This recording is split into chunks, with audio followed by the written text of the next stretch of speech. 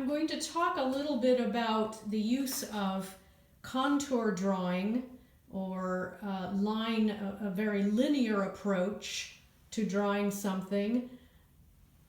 Of course, it's always an option when you have such beautiful color to do a drawing in color with the colored pencil or watercolor or whatever medium, but it's also a good exercise to do something like this in graphite, either with shading or contour, as I'm going to talk about, as a preliminary, or sometimes those drawings become pleasing enough that they stand on their own. And I continue to be amazed at how much I learn when I draw, because I have to really study something and look at it in a different way, in a very intense way. For instance, I've been working on a project where I needed a scallop shell. So I went online and I found this very, what do I want to say, not simple, but a very simplified, maybe, image of a scallop shell, which I thought would serve my purposes. And then someone gave me this beautiful botanic drawing of a scallop shell. And I actually have some scallop shells here. So I was comparing them, and I decided, I found this off the coast of Maine, and I don't think scallops are real prominent there. So I think this one might have traveled a long way, and the ridges that we see have been washed away perhaps by the water, or maybe this is just a different variety. I'm not real good with sea botanicals. But anyway, I looked at this, and then I looked at this, and where this would work for some purposes, and I can tell that it's a scallop shell, or intended to represent a scallop shell, I began to wonder about this very brief convention of just a sort of fluted edge here. So in looking at it, I realized that these are deep ridges here, and that I might be able to come up with a line representation that shows that. And I realized that it's more, instead of being like this, it's more like a wave or a drapery fabric or something. It's more like this,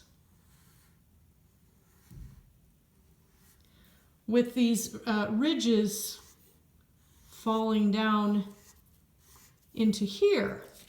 And that was really still a very simple line representation, but perhaps closer to the feel of the scallop shell and showing the depth of those little ridges. So I worked on it that way, first in a very simple line, like so, and then I represented the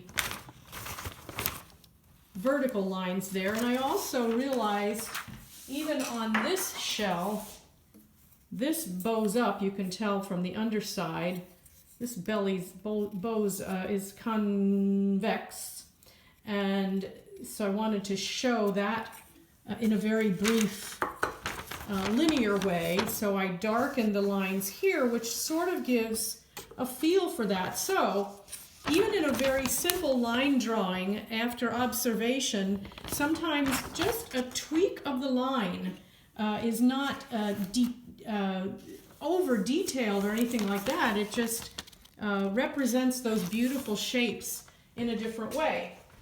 So one way I do observation when I'm drawing is that I do lots of drawings. I sort of do my thinking with the pencil.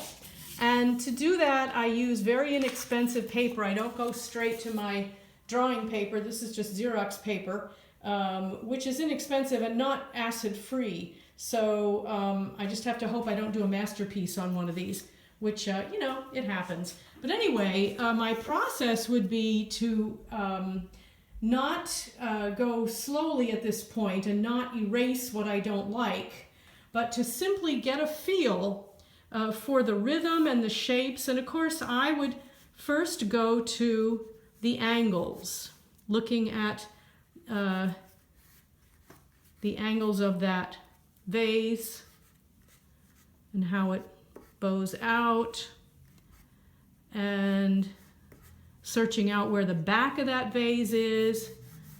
Then I would see the tulip going off this way, and I'm noticing that the tulip, although the way we've been done in grade school is to do a tulip like this, or like this, like a teardrop, and that's the way they are when they're closed, but that's really square across the top there. So I'm noticing that all over again. Now, I've run off the page because I've gone very big, so I'm just going to get rid of that. And I will do another one because now I've noticed sort of the proportions. If I want to get this whole image on the page, I have to make it a little bit smaller. And I'm still going to run off the page, but that's okay because I'm able to continue searching for those angles, and in trying to draw this, I'm really observing these tulips in a way that I didn't notice before. So I'm going to get rid of that one.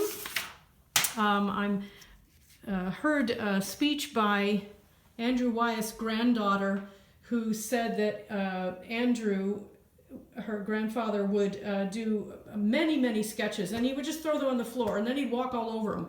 And his wife Betsy would come in and collect them all and catalog them all, boot prints and all. But I was just so impacted once again by how hard he worked.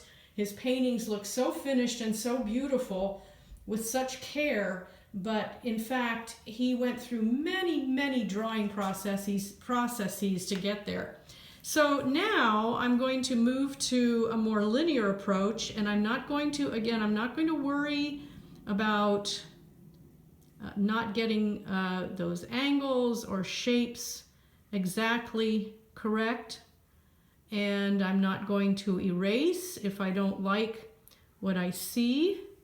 I am going to simply run my eye, so to speak, over the contour of this image. Now, there is a process you can do this without looking at the image at all, looking only at the drawing. That's one way to do it. Or you can go back and forth. My eye is going back and forth from the image to my page here. And because I'm working on inexpensive paper here, and I'm just going to throw this on the floor. If I get to a point where I've seen all I want to see for this particular phase, I can do that. And it's just fun to, as I go along, I notice things in the process.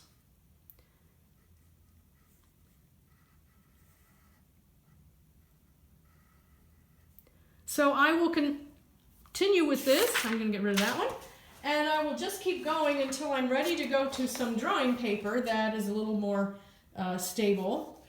And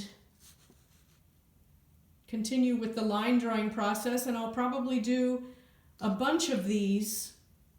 I did this one earlier after doing some contour drawing. And I'm not happy with this yet, so I would probably do a bunch more until I got what I perceived as a much more confident line, a more free-flowing line that still had the feel and the look of a vase of tulips.